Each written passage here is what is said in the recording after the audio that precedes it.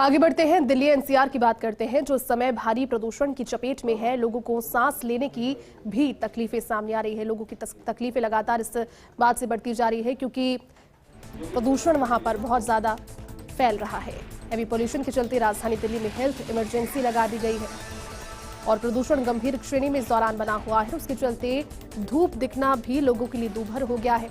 हालात ये है कि अस्पताल में प्रदूषण से बढ़ रही बीमारियों के मरीज लगातार पहुंच रहे हैं और ऐसे में राजधानी में प्रदूषण को लेकर किए गए सर्वे के जो नतीजे सामने आए वो आपको हैरान कर देंगे। सर्वेक्षण के अनुसार दिल्ली एनसीआर में हर 5 परिवारों में से 4 ने पिछले कुछ हफ्तों में प्रदूषण से संबंधित बीमारियों को अनुभव किया। तो वहीं उधर प्रदूषण के लिए पराली को प्रमुख कारण माना जा रहा है। इसको लेकर बीजेपी और आप नेताओं के बीच बयानबाजी भी लगातार जारी है।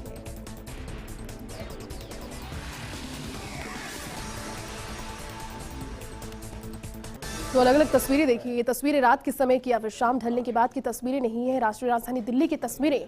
वहां पर प्रदूषण इतने ज्यादा भयानक स्तर पर पहुंच गया है कि हेल्थ इमरजेंसी अब इसे कहा जाए तो उसमें अतिशयोक्ति नहीं होगा।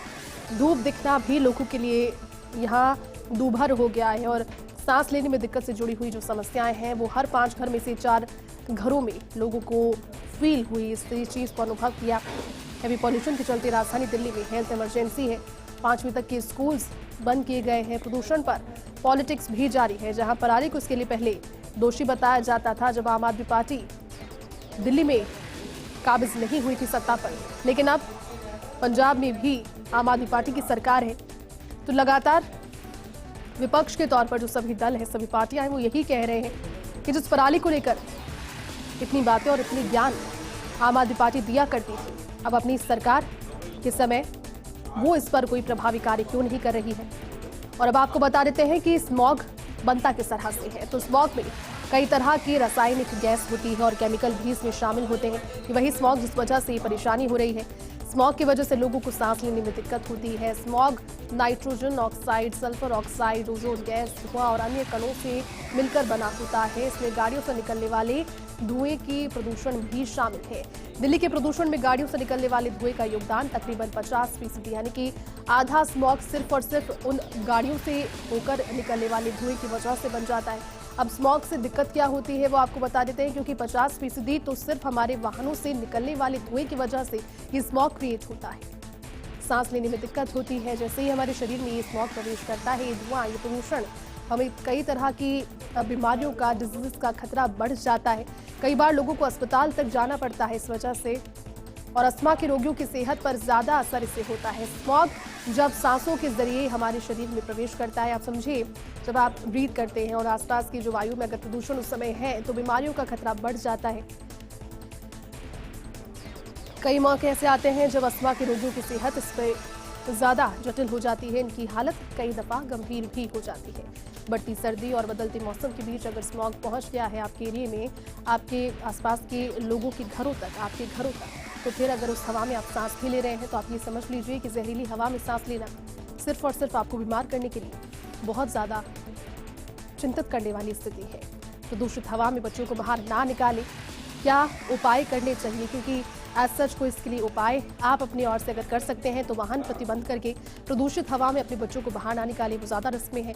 बच्चों के मुंह को हल्के कपड़े से कवर करें। बुजुर्ग लोग भी ऐसे समय में बाहर निकलने से बचें। चेहरे पर मास्क लगा कर रखें।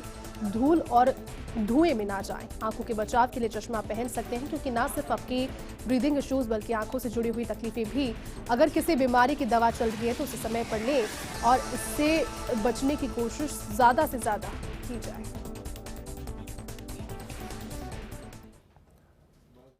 जी, पहले जब हम आते थे रनिंग करने वॉक पर, तो पहले पॉल्यूशन इतना काफ़ी नहीं था, लेकिन जब से ये दिवाली वगैरह में पटाखे वगैरह फोड़े हैं तो इससे जो वायु है वो पॉल्यूटेड हो चुकी है और हमें सांस लेने में दिक्कत हो रही है। जब हम घर जाते हैं तो हमारा ये पूरा गला वगैरह ये सब जाम हो जाता है, बंद हो जाता है, सांस लेने में दिक्कत होती है। पहले ऐसा नहीं था। पोल्यूशन को लेके मेरे को आंखों में बहुत ज़्यादा जलन हो रही है बिल्कुल, और छाती में भी सांस लेने में प्रॉब्लम बहुत ज़्यादा सामना करना पड़ रहा है पोल्यूशन को लेके। डेली इतना ये लगा लो कि आंखों में ना इतनी जलन होती है। जैसे फील्ड का काम है, मेरा फील्ड वर्क करता हूँ, बाइक पर कंटिन्यू रहता हूँ।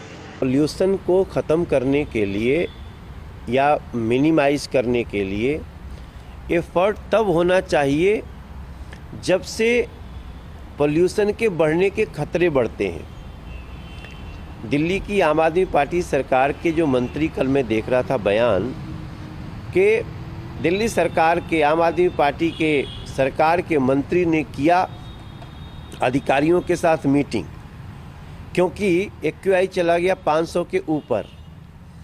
अब मुझे हंसी आ रही है कि जिस दिन 500 के ऊपर चला गया, आप कौन सी मीटिंग करके कौन सा रास्ता निकालेंगे।